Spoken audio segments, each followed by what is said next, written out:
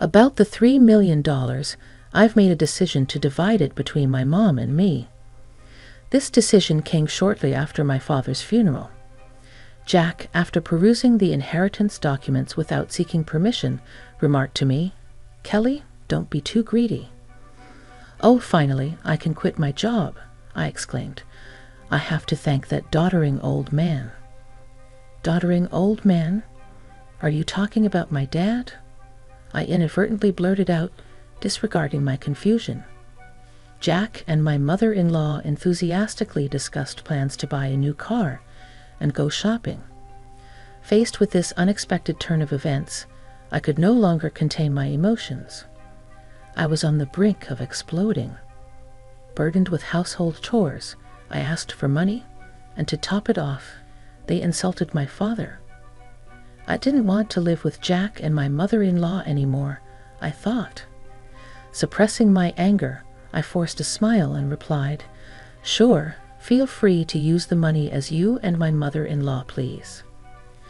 I am Kelly Cohan, a 38-year-old housewife working alongside my husband. My parents were doctors who ran a well-reputed clinic in our hometown.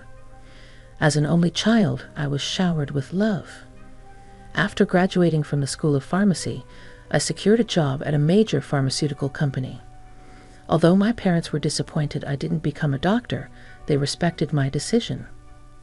10 years ago, my mother unexpectedly died in an accident, leaving me and my father devastated.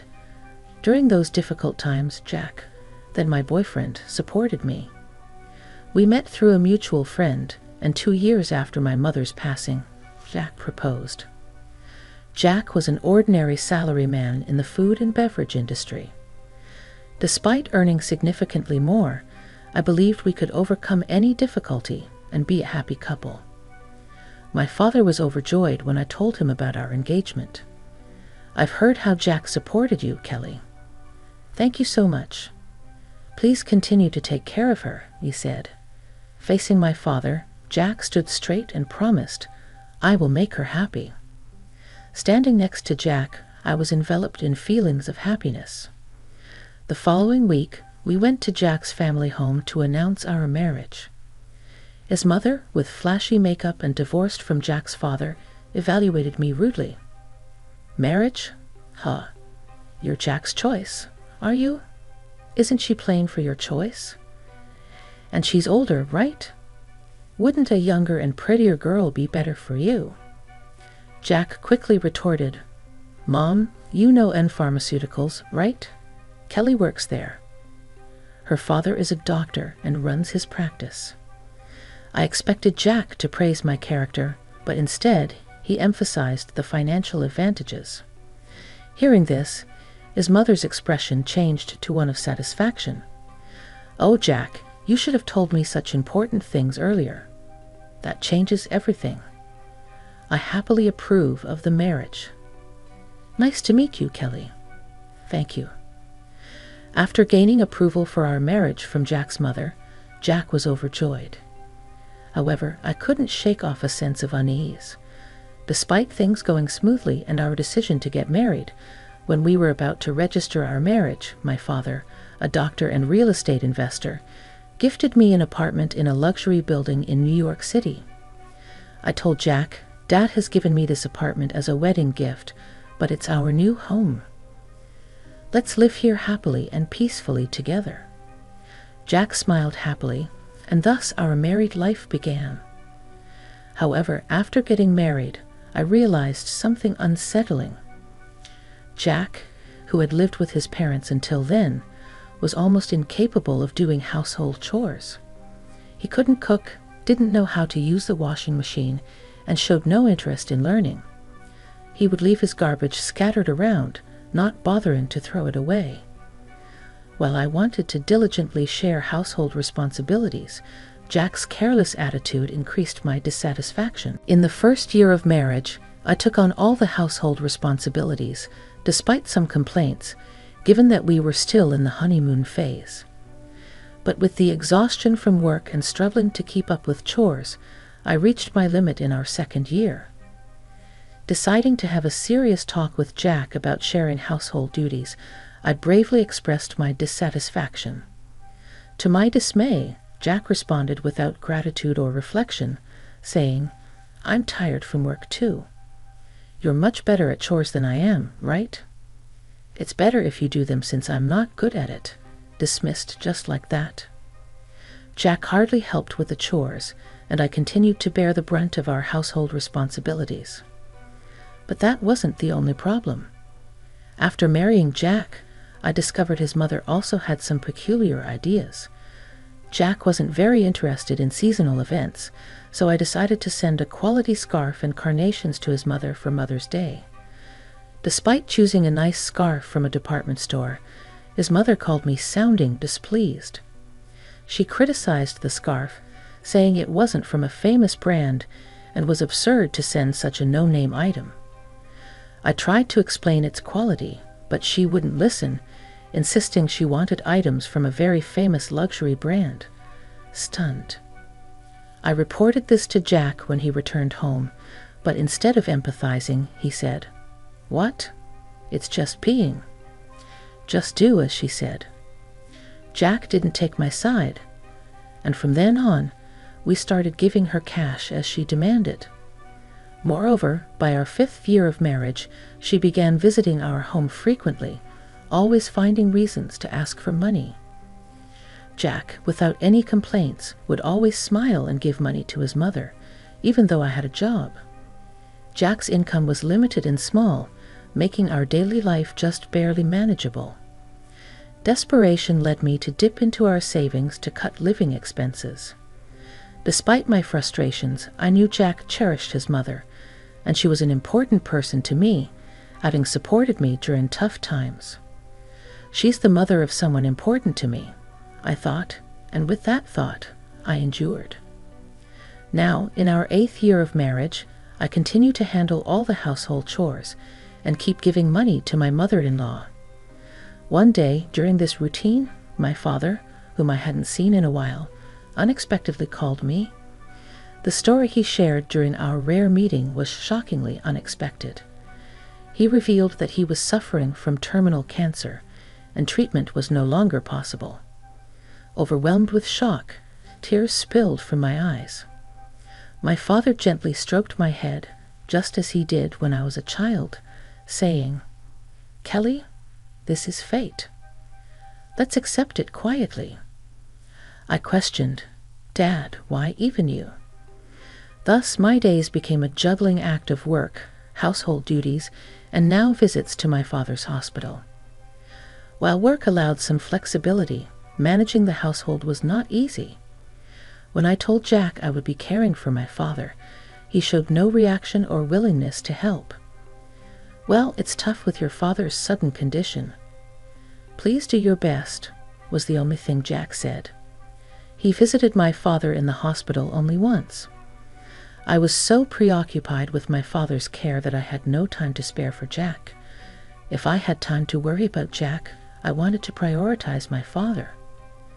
One day, as my father lay in his hospital bed, he suddenly asked me, "Kelly, how is your marriage with Jack going?" Caught off guard, I found myself thinking about Jack's attitude at home and his mother's behavior. I couldn't answer properly. Seeing my hesitation, my father seemed to understand and spoke to me. "Kelly, you don't have to endure. Think about your happiness. Don't worry, you won't have any hardships after I'm gone." I couldn't hold back my tears and wept, and my father silently and firmly held my hand. 3 months later, the inevitable moment arrived. My father passed away quietly, engulfed in immense sorrow. I started arranging the funeral. Jack, however, showed no interest in my grief and didn't help with any preparations. Despite this, I was too busy with the funeral arrangements to pay much attention to Jack. Many friends and acquaintances attended my father's funeral, making it a heartfelt farewell. Even the indifferent Jack and his mother attended. The day after the funeral, I received a call from a lawyer about my father's inheritance. I arranged a meeting with the lawyer and listened to the explanation. The information was all new and quite surprising. After deducting taxes like inheritance tax, my father's estate amounted to over $3 million. He had not only earned income as a doctor, but also made real estate investments, leaving behind such a vast fortune, all of it to be inherited by me, his only daughter. Wrapped in surprise and gratitude, yet trembling at the thought of handling such a huge amount of money, I proceeded with the inheritance process. After returning home, I spread out the documents received from the lawyer on my desk. Reading through them, exhaustion overwhelmed me, and I ended up dozing off on the sofa for a short while. When I awoke, I heard the cheerful voices of Jack and his mother from afar. "Huh? Jack and mother too? When did you come?" I spoke. Jack approached me with a beaming smile, saying, "Yes, Kelly, well done." Confused by his sudden excitement, I noticed the documents in Jack's hand. They were the inheritance papers I had received from the lawyer. "Wait, don't just read those without asking." Shocked and angry at Jack for looking through the documents without permission, I raised my voice at him. However, my mother-in-law, unconcerned, happily chimed in, "Wow, an inheritance of $3 million. Isn't that amazing? Now we can live comfortably for the rest of our lives." Confused, I couldn't understand why my mother-in-law suddenly said that. Then Jack turned serious and continued, "By the way, about this $3 million, I decided that it will be split between me and my mom." It was right after my father's funeral. Jack, having looked at the documents related to the inheritance I was supposed to receive without permission, said to me, "Kelly, don't be too greedy. Oh, now I can finally quit my job. I have to thank that doddering old man." I accidentally said it out loud.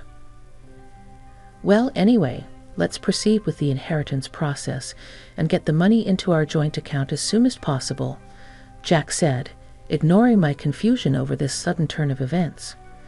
Jack and my mother-in-law were excitedly talking about buying a new car and shopping.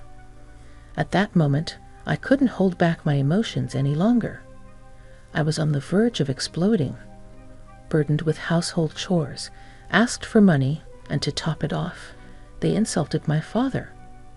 While holding back my anger, I replied with a forced smile, "Sure, use the money, you and my mother-in-law, please." "As you wish." Hearing this, my mother-in-law, seemingly satisfied, said cheerfully, "That's the spirit, Kelly. Quick to agree. Now make sure you work hard and earn money. I don't want our savings to decrease, so work hard." I just nodded and pretended to listen to her selfish words. Afterward, Jack and my mother-in-law began living as if they had lost their minds, consuming money lavishly. Jack quickly quit his job, and my mother-in-law practically moved in with us, staying at our house constantly. They would leave in the morning, returning with luxury brand items they had splurged on. "The 3-star restaurant we went to today wasn't as great as I expected," Jack would say. "Yes, it was a bit underwhelming for us, the sophisticated ones," my mother-in-law would reply. They had conversations as if they had become wealthy celebrities while dumping all the housework on me as if I were a maid. Jack seemed to think my father's inheritance would come through immediately. He carelessly withdrew money from our joint account, and my savings of $100,000 dwindled rapidly. When I protested their excessive spending, Jack just laughed it off, saying, "What are you talking about? Isn't $3 million coming soon? Then this kind of spending is no big deal." I warned him. I'd already stopped it, but Jack completely ignored me. Then, a month later, Jack and my mother-in-law suddenly left for a trip to Hawaii. I wasn't invited and was left alone at home. After seeing them off, I decided to take action. About a week later, while I was relaxing at home, I heard a loud knock on the door.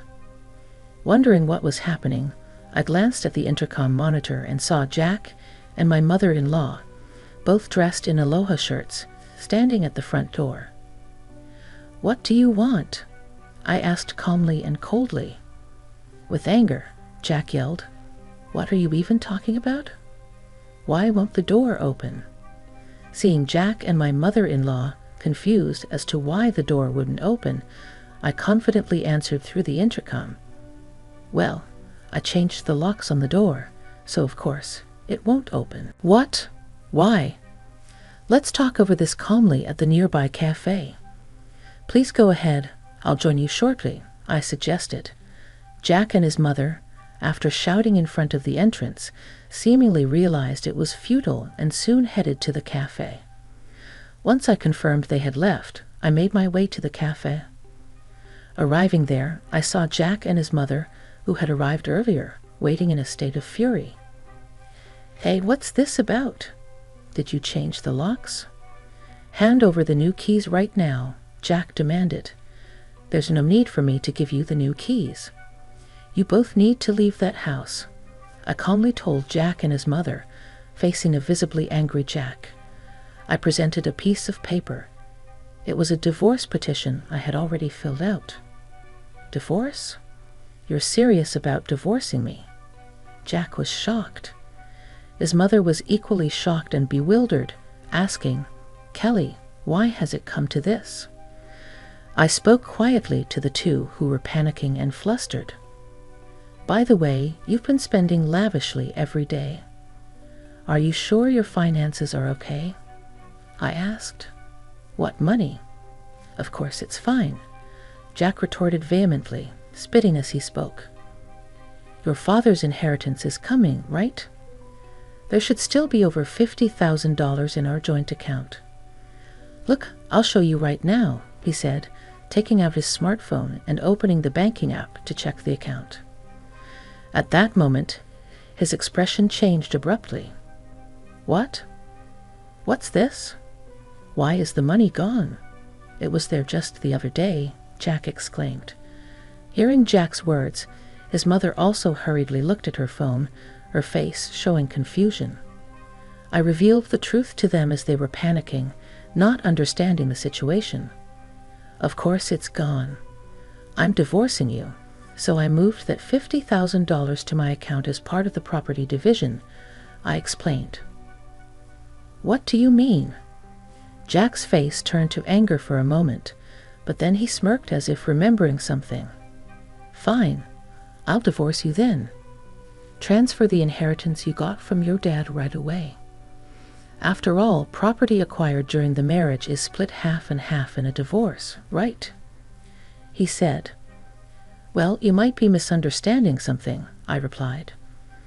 "Why didn't you know the inheritance I received, even though it was during our marriage, doesn't count for property division?" There was a moment of silence between us. Then Jack and his mother's expressions changed drastically. Perhaps they truly believed they would receive part of my inheritance. I was just astonished and could only sigh in disbelief. "No, that can't be true. That's impossible," his mother protested, her face turning red with a mix of denial and anger. "Please check for yourself," I said mockingly. Jack started frantically searching on his smartphone. "It says here property inherited by one spouse from a parent is considered separate property. Therefore, it's not subject to division and can't be split between the spouses," I explained. "What? Seriously?" his mother exclaimed, looking at the screen in shock. Jack approached me, pleading desperately. "Kelly, please don't divorce me. I have no savings and no job. How am I supposed to live if you divorce me?" Faced with Jack's plea, I spoke to him clearly and firmly. "What are you talking about? Take responsibility for your actions. I will never forget how you both treated me. I'm divorcing you. I'll go to court if I have to," I said. Intimidated by my fierce demeanor, which they had never seen before, Jack and his mother shrunk back in fear, whimpering softly. Leaving the two of them dejected, I walked out of the cafe. Later on, Jack and I were able to go through the divorce proceedings without any issues. The $50,000 I had moved from our joint account was recognized as part of the marital property division. Eventually, I managed to get Jack and his mother out of my house. Jack, having already squandered the money from the property division, found himself penniless. Furthermore, he was overwhelmed with bills from the overseas trip and other expenses he had paid for with his credit card, quickly sinking into debt. Jack and his mother had to take on even more debt to make these payments, and they now live in a rundown apartment, working tirelessly every day to pay off their debts. The stark contrast to their former lavish lifestyle has been a huge shock for them. On the other hand, I sold a condo I used to share with Jack. I then moved into the apartment that used to belong to my father. I continue to work as before, but with the inheritance I received from my father, I am living a comfortable life financially. With gratitude to my late father in my heart, I want to start anew and cherish my life ahead. I aim to protect my happiness and spend my days peacefully.